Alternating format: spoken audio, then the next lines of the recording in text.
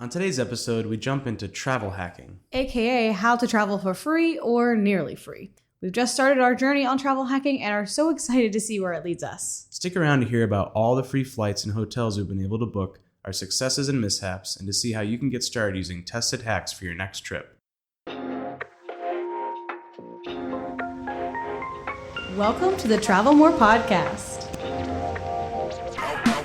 Each episode, we share custom itineraries, travel hacks, expert advice, and even stories of our past travel failures to help you level up your travel game. I'm Shelly, a lover of plans, itineraries, and cheap flights. I'm an expert deal finder with one eye always on the budget. And I'm Bruce, the improviser, ready to pick up where plans fail to turn letdowns into unexpected trip favorites. We're here to bust through barriers that stop you from making your travel dreams a reality. So book that flight, buy the tickets, and say hello to your next adventure. This is the Travel More podcast. So welcome to today's episode. I am super excited to be talking about this for a myriad of reasons. One being that, we just talked about this before we started recording, and I said, we're at the beginning of our journey. And you said, what?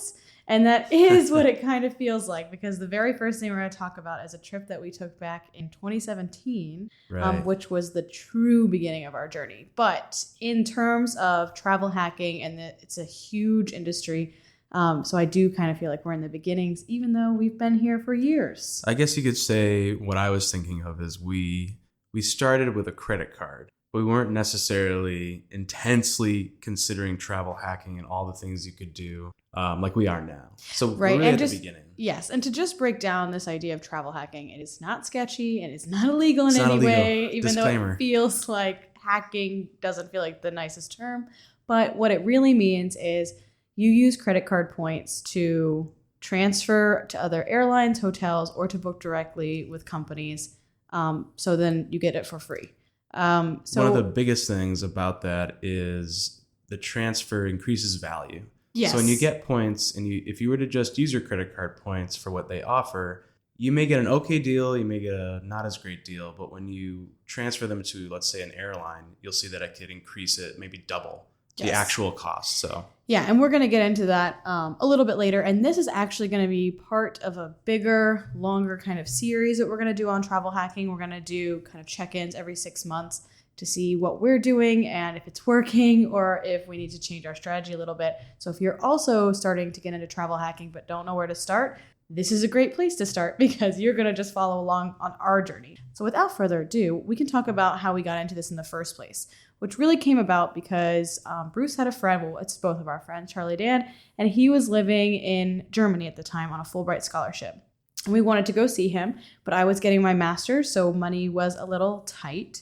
And we saw that Capital One, the basic Capital One Venture card, not even the one with the $95 fee, just the baseline Capital One card, had I think 60,000, maybe even just 40,000 point intro if you signed up for it. I don't think you had a credit card at all. no, I think before this I had just a checking account, a debit card. This was just after both of us graduated with our undergrad degrees. We were working hourly day jobs. Yeah. And we didn't have, I don't think I had to use a credit card until this. Yeah, I had a Discover card because I got it right when I moved across the country, but I didn't use it that often. So this was kind of our first dive into credit card land. And so anyways, we both got this card, both opened it up and got this bonus. And with that bonus, we were able to do what Capital One calls erasing your purchase of our flights to Europe. So our flights costed right at $500. We had that 40 or 60,000 point bonus, which effectively in Capital One means it's $400 to $600, depending on if it was 40,000 or 60,000. And then you'll have, your spend points as well. But really it was mostly that bonus to book those tickets. And so we both flew to Europe for free. And I feel like we both got on the plane being like, is this real? Are they going to turn us away? Right. Because it just felt too good to be true. And, one thing I'll say is we're talking about credit cards. For anybody out there that is nervous because of their spending habits, and I know Shelly was with her first credit card, one thing I don't think I've ever done is treated my credit card anything different than a debit card. Yes, that's the first rule of travel hacking. I would just say, first rule of travel hacking, first rule of credit cards is don't use it to carry a balance. No, you just erase all of the benefits if you carry a balance. Right. So we got in the habit of it was easy to manage one card, but it did feel kind of crazy how you were just earning money for spending money. Yes. And the intro bonus was another big one. So they still have this card, right? I think. Yes, they do. And we're going to get into what I would consider like easy, medium, hard in terms of travel hacking and like where you could start, or if you wanted to jump all in, you could go that. But before I do that, just this year with our travel hacking, and this is just the very basic Capital One eraser style travel hacking. So it is literally the most basic travel hacking you could do. And literally in this last year, going all the way back to last summer, we have had erased purchases for flights to Orlando and Miami. So 2 different round trip flights from Hartford. So it's not even the cheapest route. We also had a voucher now because the trip got canceled, but we had bought tickets to Scotland on our travel hacking. Now we have the voucher just sitting in our account. But just those 3 flights we've had erased. And that's just the baseline eraser purchases, not transferring miles or doing anything we're going to talk about later, but literally just spending money and getting money. Nothing difficult, just using our card for everyday things, groceries, utilities, etc. Yes. And now that we're trying to step it up a little more, we have a trip in the works, and we already have the hotels covered for all the entire trip because of the use of a couple different cards. So we'll get into that a little later. But just so you know, this can be used in a very simple way, extremely effective. So we're going to get into that right now. We're going to break down getting into travel hacking into 3 categories, so essentially easy, medium, and hard. And what we were just talking about is essentially the easy level, where there's not too much except spending your own money and using a credit. Yeah, there's almost no risk involved in the easy way.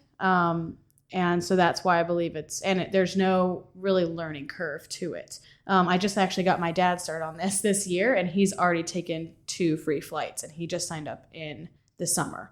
He does use it because he owns his own business, so he has a little different, activity than we do on a credit card, but still, he's already flying for free. Right, because he got a entry bonus, and then he went to where? He went out to his Seattle. cruising port in Seattle, right? No, he went to Seattle, and then he's coming here. Oh, okay, right. Yeah, which he's coming from Memphis International Airport, which is a small airport in the scheme of things. And so usually fairly expensive flights in and out of Memphis. And when you think about it, he just started this. Very, very recently. And otherwise, when we've talked, it's been a barrier for him money-wise to get out to like Seattle to see his friend he hasn't seen in how many years? 30 years, I think. 30 years. And then to come see us up here. He did nothing except start using a card for business, whatever his expenses were. Yep. And now he has free tickets. Yep. And that was the only thing that was stopping him. Absolutely. That's why I just feel like everyone should be utilizing this if you can be responsible in your spending and not carry a balance. And yes, we are going to continue to say that because that is the most important thing with this. So the very first one, we've been talking about it, is that Capital One Venture Card. So here's where one of our mishaps is, I believe, is that when we started, we got the base level, no annual fee credit card. And even if you're just starting out, I think you should just go ahead for that $95 Capital One card. It has a higher bonus, it has better perks, and it's really not that expensive a year. And I just think that that's a better use of your wallet space. If you know you're going to book something and this is where you're at and you don't, I would say $95, if that's not a big stretch for you for a year, it's definitely worth it. It's double the points, right? It's 2 times on that one. Yeah, you get 2 times points on every single purchase. 1.5, I believe. Yes, and the higher bonus, and you can bank points for years. It's not like you have to travel every year. We banked points for years and years during COVID and while we were in Florida because we weren't really flying much. So we banked points for years and then had a whole bunch to use at once. And the simplicity, really the reason why we say Capital One for travel is because of the simplicity of the purchase eraser. Yes. It's just you buy things on the card, you see the statement, and then you just choose qualifying purchases and just erase it, you get accredited back. And qualifying purchases are not just hotels or flights, but even like taking Ubers, transportation, anything related to travel. Yep. Not food and restaurants. Right. Not dining, because that's its own category. Right. But any kind of taxi, a lot of times subway tickets are included on that. Depending on how things are coded, sometimes theme park tickets, although that one can get a little tricky, it has to be coded as travel within the Right. credit card world. If it was entertainment, like concert Yeah, tickets, it it would doesn't. be in the credit card world, it would be another category. Correct. And before we move on from this, even beyond just the points and the purchase eraser and the ease of it, there are other benefits that people often overlook. Yes, thank you for bringing that up. So one major benefit in our mind for the Capital One, the $95, is that you do get a credit for global entry or TSA pre-check with this card. So we went ahead and did global entry with it, but it depends on if you're going to use it to travel internationally. But either way, you would get one. So what global entry gives you is you can kind of skip past customs when you are re-entering the United States from a different country. With global entry, you also get TSA pre-check.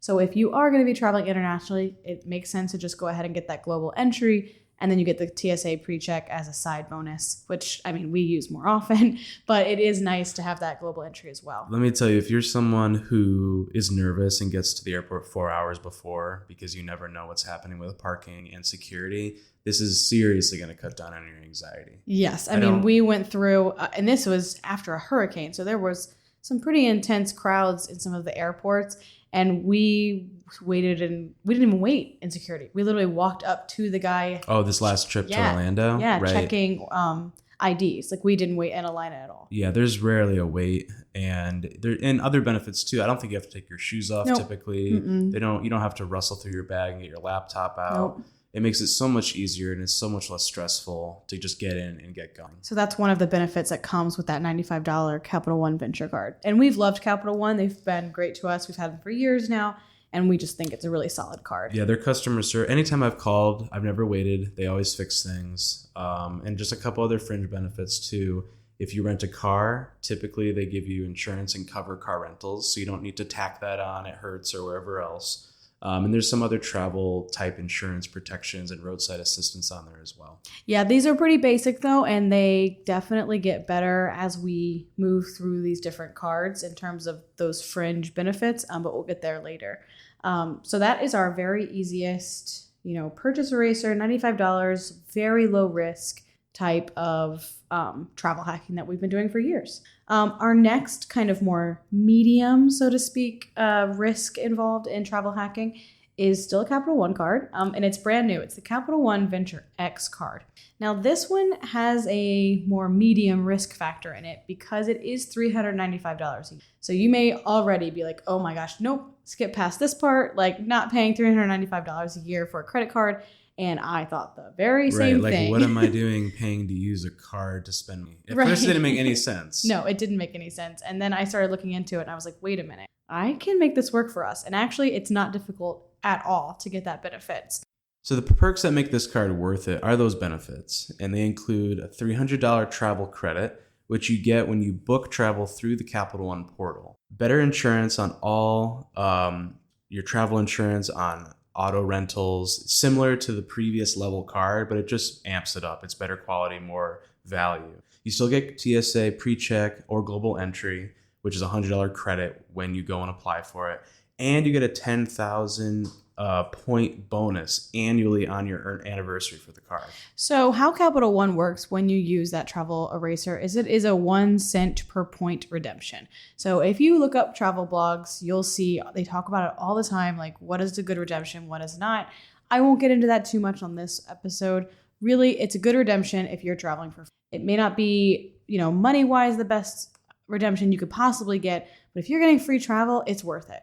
Only when you get really into it do you really care about that price per point redemption value. 10,000 points then is it is $100. Right. And that's an easy way to look at it, which makes it's still not too complicated. No, you can it's not at all. If you have 10,000, it's 100. So 100 points is $1. You just take 2 zeros off, you know exactly the value. Exactly. And the nice thing about both these Capital One erasers is that you don't have to have the full amount. So say you bought a plane ticket for $150, but you only have 10,000 points. It will just take that $100 off of your statement. So you don't have to have the full or exact amount of points. So that's one thing. So that's $100 right off the bat. So $100 off your annual fee. that you know you'll get the use out of, and you can bank those. You don't have to use them every year.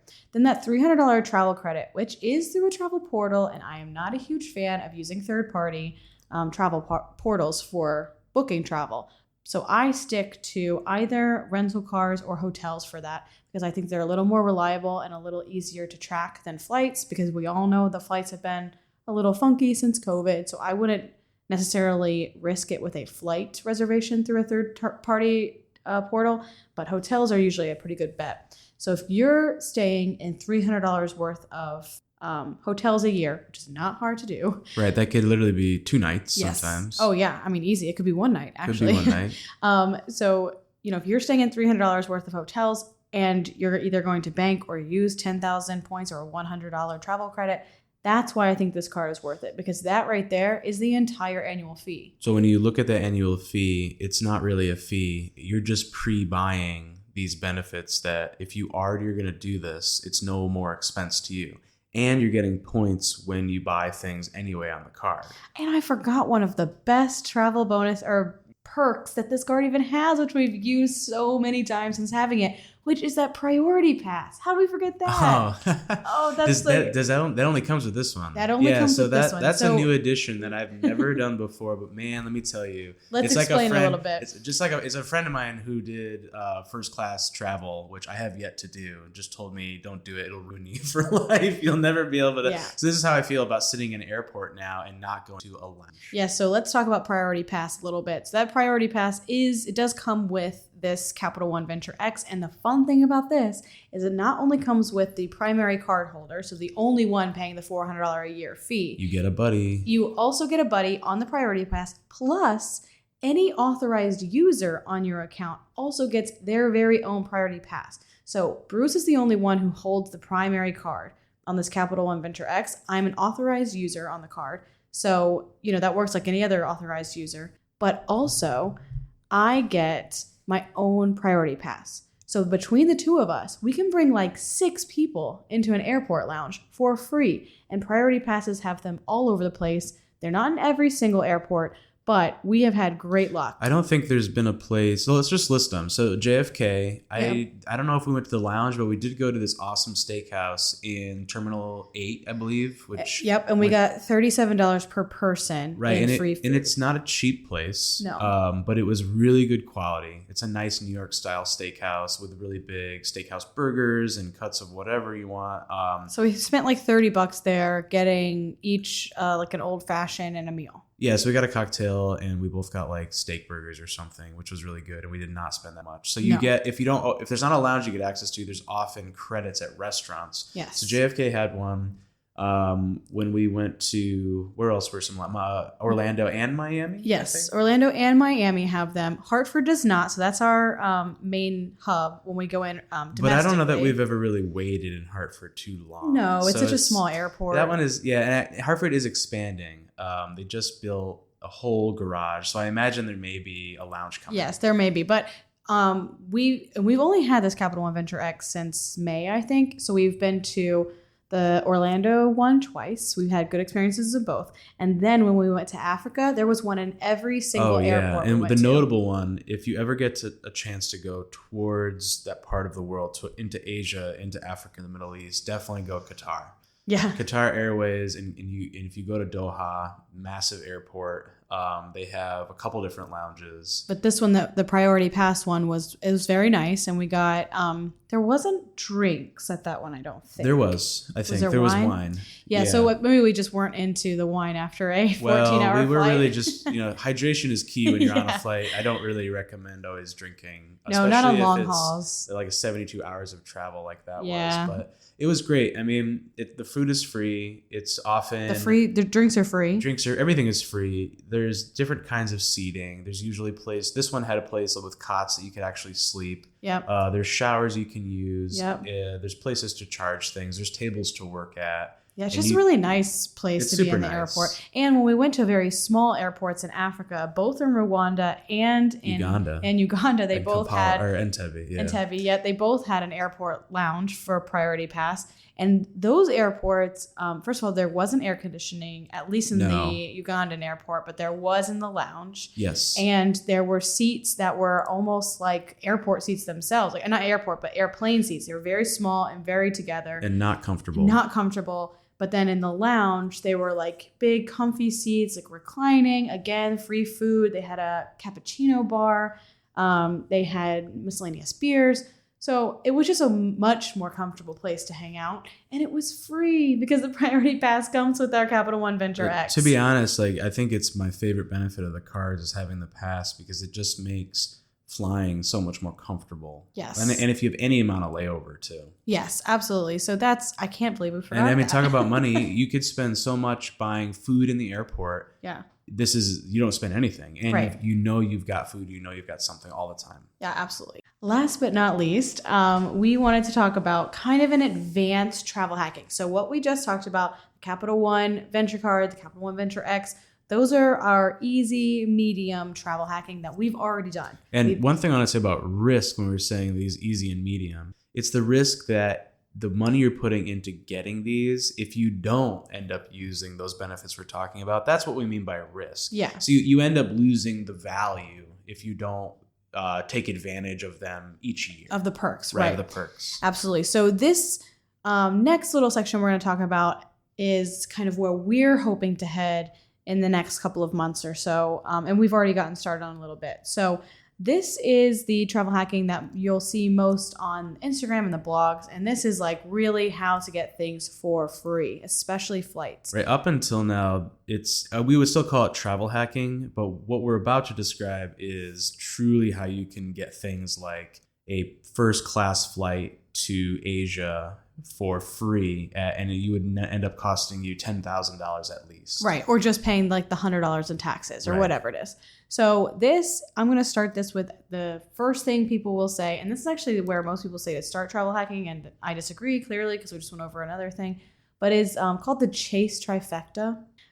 So Chase has what most people believe to be the best travel cards, and it's because they have such a huge inventory of ability to transfer their points to airlines. Yes. So how this works is where if you have 10,000 points on your Chase card, you wouldn't use them to erase purchases because it's not as good a deal as, say, the Capital One because it's not one for one.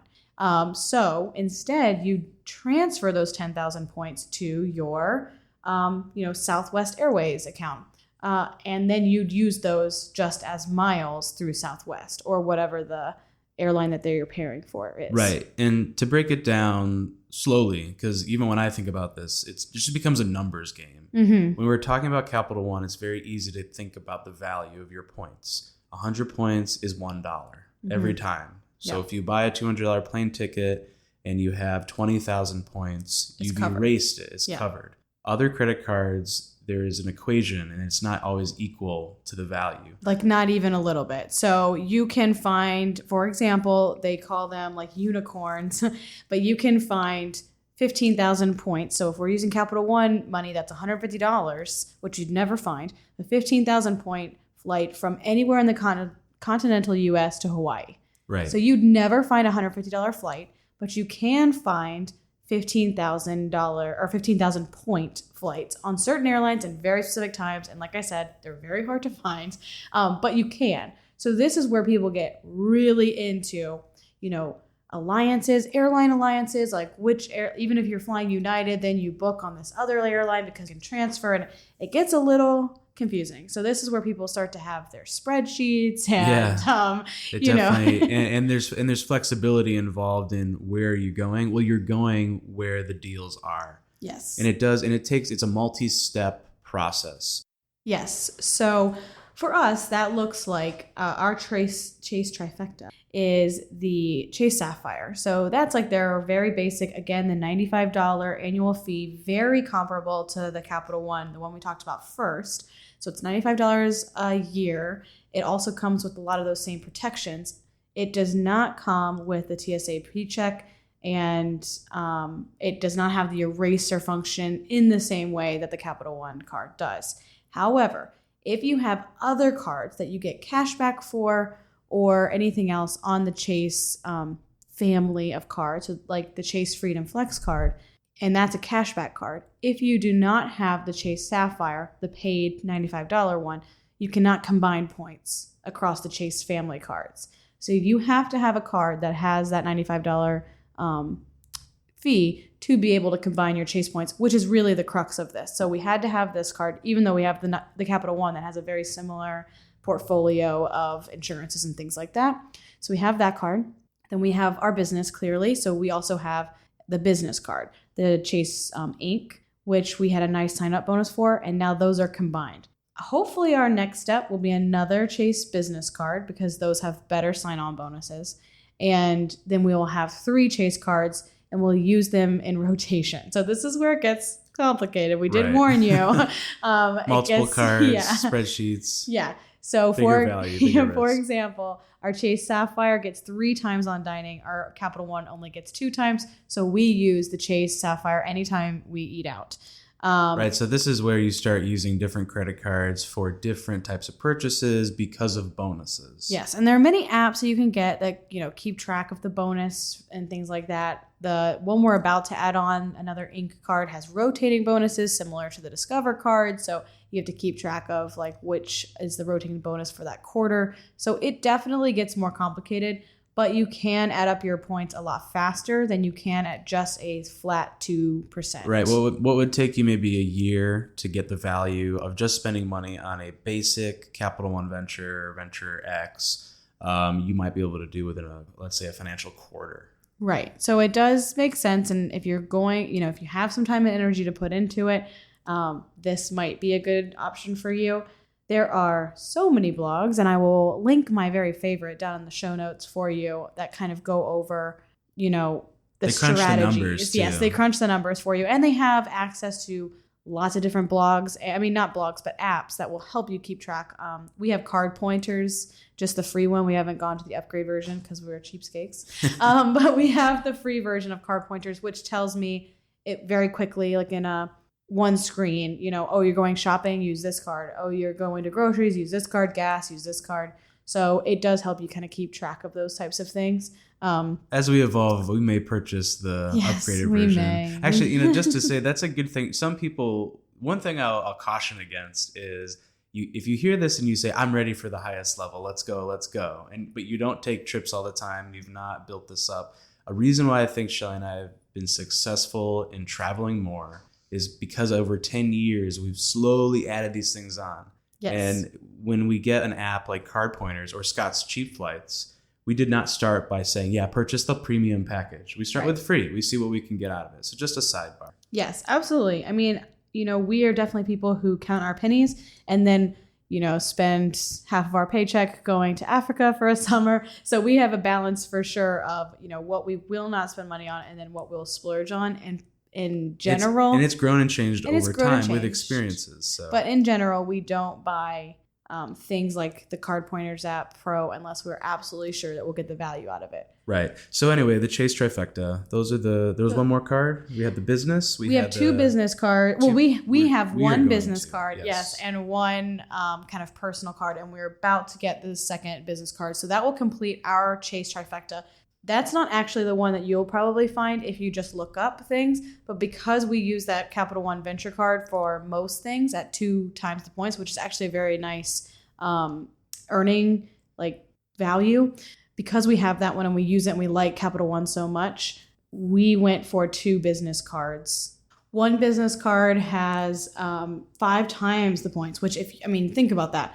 2 times the points Venture X. That's a great earning bonus on normal day-to-day purchase, but 5 times the points is what you get at things like Staples for one of the business cards that we have. And so what you can do is you can wait for Staples to have these sales where they have gift cards, MasterCard and Visa gift cards, where they take the fee out. Usually it costs $5 to get a MasterCard with $100 on it, but they have pretty often twice a month sales where they take that fee off. And then you can do things like buy $500 in MasterCard gift cards. So it's just a gift card. You can use it anywhere, but then you get 5 times the points on it, and then you use it in normal ways. So this is the advance. The first time we did this, it felt like I was like laundering money or something. Yeah, it does really feel a little like but that. it's when you think about it, you're just using your money to buy another, like a gift card that you can use in any way. There's nothing wrong with that. But because it's your own risk of buying with credit. Yes. So that's why it doesn't, it's not like it's anything wrong with that. But it's up to you to pay off the card. Of course. But again, if you go back to saying, I know I have this much money to spend, I'm using this like a debit card. I'm going to put $500. I get the points from that. Now I have gift cards, and I'm going to use my gift cards to then buy other things, so that, you're just kind of moving your money around almost the same way someone might do with like in bank accounts and savings and CDs and things like that. Yeah, it's and they close these types of loopholes all the time, so you definitely have to be kind of aware, because there are many things that people do like this. This is a very basic one, but there are ones that people get a little intense in, and they close loopholes. So if you're really interested in this type of travel hacking thing, there are huge blogs. Check out in our links. We'll share. Yeah, we'll share them. But the points guys, you've heard of them. But there are even different ones as well. But that's just like a taste of, I guess, the highest level, the highest risk, the more complicated aspect. And if you find yourself really into it, definitely check out some of those blogs in our links. Absolutely. And then once again, like I mentioned, we'll be checking back in about 6 months to see what we've done with our Chase trifecta and see if it's worked for us or if we're gonna just stick with erasing purchases in Capital One. There was one card I wanted to talk about, Shelly. I don't know if we brought up the Bonvoy card. Oh, and it's just another, so going back, you may not have a business, so you may not have the business card, but there are other ways to get the Chase trifecta. Yes, but I will mention, and just a very quick aside, that when we say a business, so we own a bona fide LLC business. However, I've seen many of people get a business card with things like tutoring or babysitting, right, or selling on Etsy, or multiple things that kind of people do on the side that wouldn't be like an LLC. And it's not very difficult to get that type of credit card. No, so I just wanted to make sure you knew that while we're talking about business credit cards, many people have business credit cards that do not have, this bona fide kind of business. Probably the most difficult thing about getting the benefit from signing on with a business credit card is that the amount you need to spend. There's a high. So usually it's about 3 months, and the amount you need to spend to get the bonus is much more than a personal card because they assume you're purchasing for a business. Correct. So the trick with that might be to wait until you have a bigger project. Something you already know you're going to spend money on. Right. Don't create new things just to do this, but time it so that, okay, it's been a few months since we got a credit card, so I'm not worried about my credit score getting hit from it. And of course, if you do this right, it'll boost your credit score right back up afterwards. But just wait till you have something big, like something, maybe with a car or a home, or if you know somebody, this is another trick. If you know someone who's doing that kind of a big purchase, you could always talk to them about. And like a family member, do not put. Not someone who you just met. Yeah, or someone who is distant to you. What we used, Bruce's mom, had some things, and we mentioned, buying it on our card and having her just pay us cash because she wasn't going to use a credit card anyway. So things like that, if you have people like that, but close be cautious with that, which we don't even have to explain why. No. But we planned it. With that venture, or not the venture, but the business card, we planned it to pay off our Africa trip. Right. So we also planned it at a specific time when we knew we'd have a bigger purchase coming up. Yeah, and it's honestly, it's a good way to think about your credit health too, because once you're opening cards and you have diverse credit lines of credit and you're paying off balances, it really can improve quickly your credit score. I think this episode could be 3 hours long, but there are many rules to this travel hacking, and one is not opening a ton of credit cards in like a month. So to wrap it up, I just wanted to share the one card that I really thought was fun to get. It was the Marriott Bonvoy. Yes, so the Marriott Bonvoy card came about because we had a Marriott stay coming, and they had a nice sign-on bonus. That's another thing to watch for credit cards is I would look up what their past bonuses have been before you take the plunge. So this is a mishap of ours. We've done a couple of times where we didn't wait for the best sign-on bonus, which is really where you're going to find the bulk of the benefits for that card. because it's going to take you a long time to earn 100,000 points. But if they have a 100,000 point sign on, that's huge. So they had a decent enough sign on bonus for us. It was, I think $300 and a free night certificate or 60,000 points. And we used that when we went to LA. Then recently we went back into our account. Notice we had about 90,000 points saved up on our Marriott just through normal spend. You get a ton of points when you use it to book Marriott. So we had booked the Marriott on that card as well. So we had about 90,000 points or 80,000 points.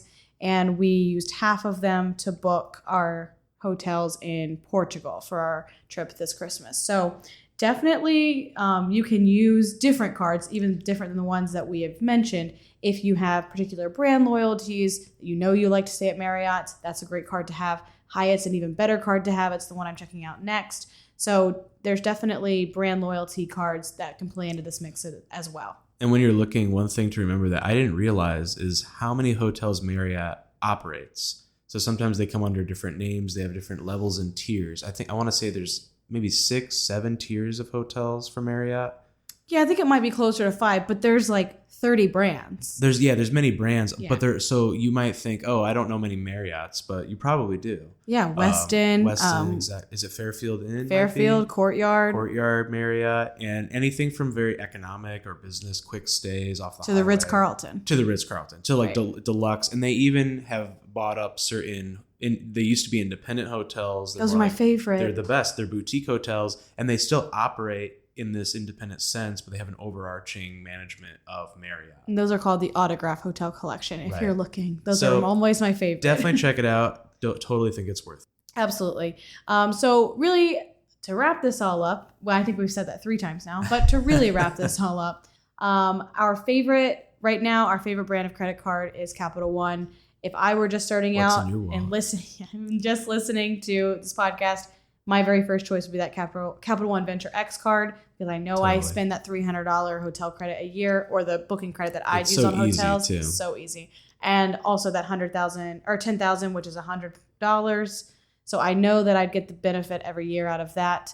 And I would honestly just keep listening to us to see if we succeed or fail in this Chase trifecta. Let us practice for you. Yeah, before I jumped into that, because it is getting quite mind-numbing in terms of all of the different things you have to keep in mind. So we will keep you updated on the advanced travel hacking. But if you're just starting out, do check our links down at the bottom. We do have an affiliate link for the Capital One Venture X card, so we get points if you sign up through us, which would be very nice. But yeah, I mean, that's where I'd start, honestly, if it were me in that medium category. Thanks for listening. Did you know that every time you book a Disney or Universal vacation, you're paying for a service that you may not even be using? Really? That's right. Travel agent costs are added to your Disney or Universal vacation, whether you use one or not. So you're telling me that I'm paying for something even though I'm not getting the help? You got it. So next time you want to book a theme park vacation, make your money work for you. By booking with Magic Pass Travel, you'll get our expertise and years of experience without paying any extra and while supporting a small business. Check out our show notes to find our contact information. Can't wait to help you plan your next adventure.